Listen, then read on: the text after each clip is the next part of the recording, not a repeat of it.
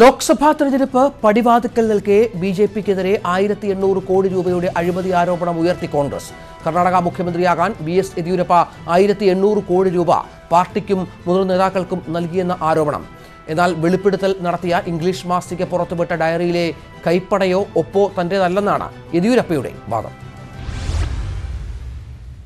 मोदी सरकार सामने आकर, प्रधानमंत्री सामने आकर ये मानेंगे कि अगर इस डायरी में कोई सच्चाई नहीं तो वो इसकी जांच करवाने को तैयार क्यों नहीं?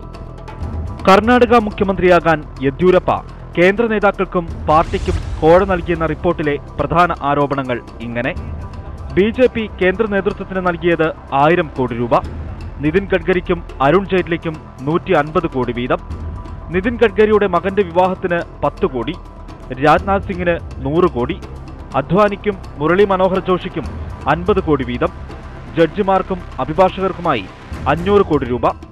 ആദായ നികുതി വകുപ്പ് പിടിച്ചെടുത്ത യെദ്യൂരപ്പയുടെ ഡയറിയിൽ ഈ കണക്ക് രേഖപ്പെടുത്തിയിരുന്ന പേജും ഇംഗ്ലീഷ് മാസിക പുറത്തുവിട്ടു.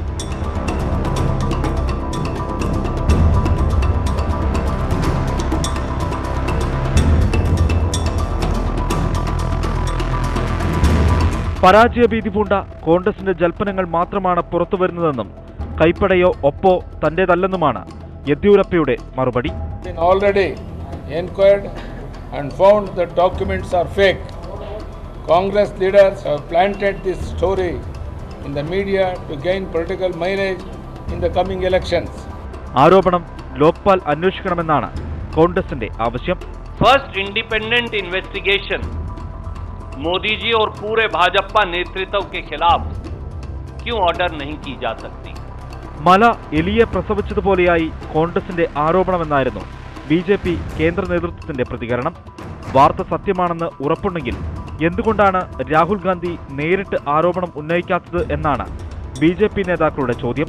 Will the Congress party now do its politics only on false lies and misrepresentation? View of the imminent defeat is starking at its face. Congress party has lost its balance. 2017 മുതൽ ആദായ നികുതി വകുപ്പിന്റെ പക്കലുള്ള diary വ്യാജമാണെങ്കിൽ എന്തുകൊണ്ട് നടപടിയെടുത്തില്ല എന്നാണ് കോൺഗ്രസിന്റെ മറുചോദ്യം. Election desk, news 18.